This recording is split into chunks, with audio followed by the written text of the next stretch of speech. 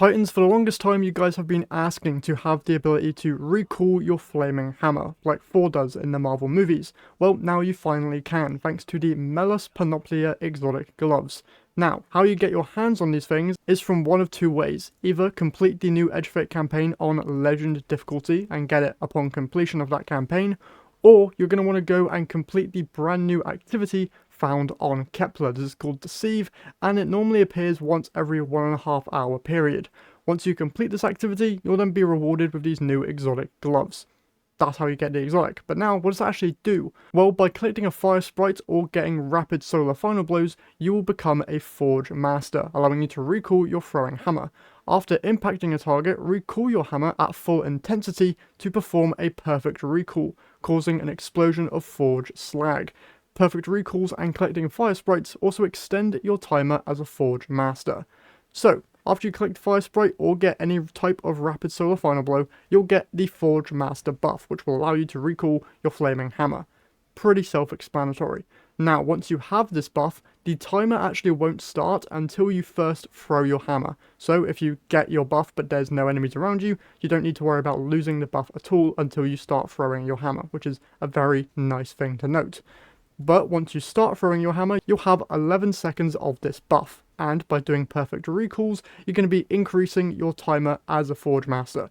So the idea here is throw your flaming hammer at enemies, defeat them, and perfect recall all the time so that you're constantly having that timer refreshed. What this ends up looking like is that if you're doing like a solo ops or there's just a load of enemies for you to defeat, you're going to be constantly just being able to recall your throwing hammer and cause major explosions, which is a whole load of fun.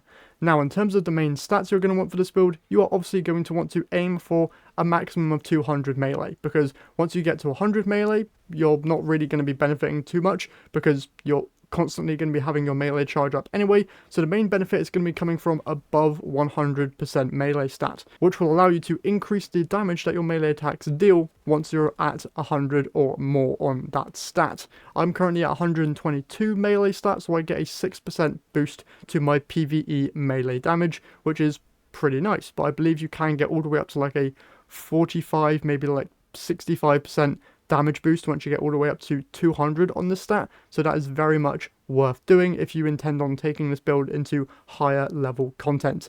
But let's just quickly mention one other thing that's going to make this build very, very nice, and that is the newly buffed Devil's Ruin exotic sidearm. Now, you're probably looking at me very confused as to why I'm recommending you guys use this sidearm in this build, but it's due to the newly added changes that came with this weapon thanks to the Edge of Fate expansion.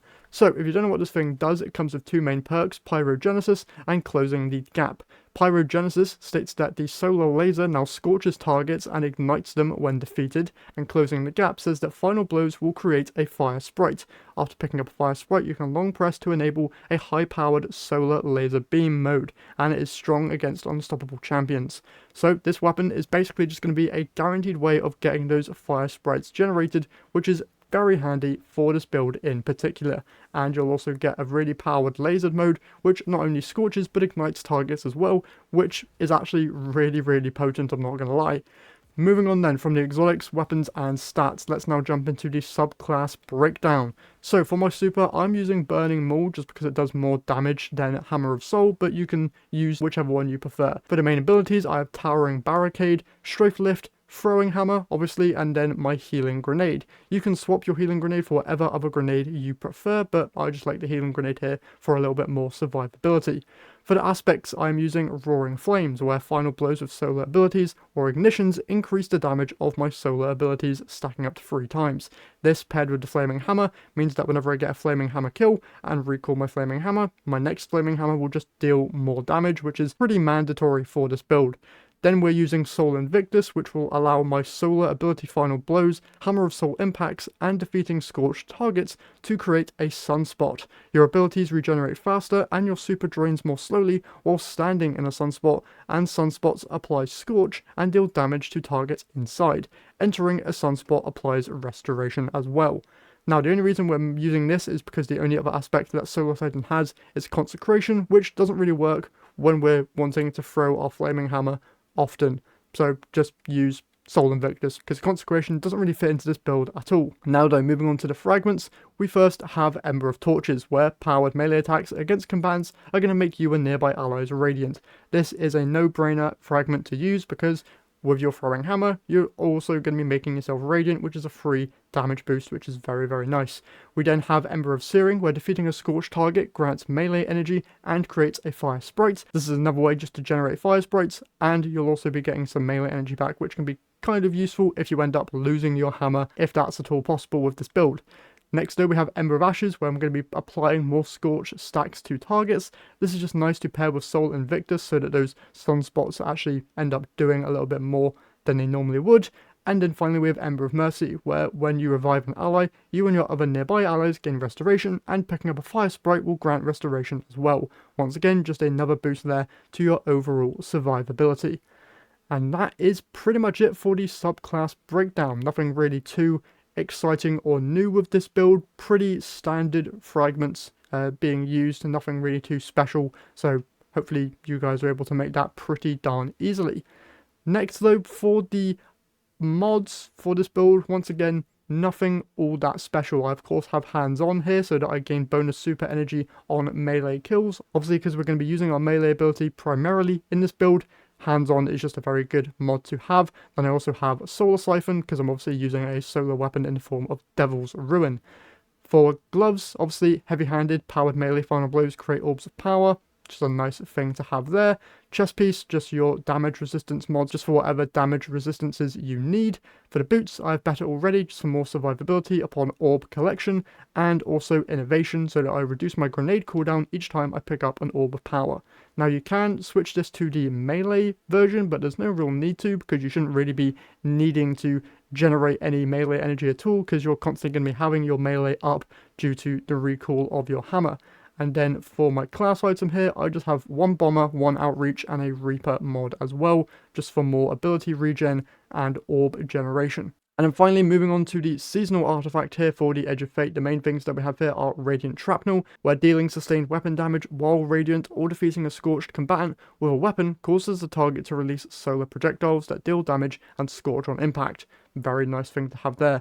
We then have Elemental Overdrive, where picking up an elemental pickup or tangle grants increased damage to weapons of the same element, which is going to be very good with our fire sprites. Pairing that as well with Elemental Coalescence, where defeating targets has a chance to create an elemental pickup matching your equipped super.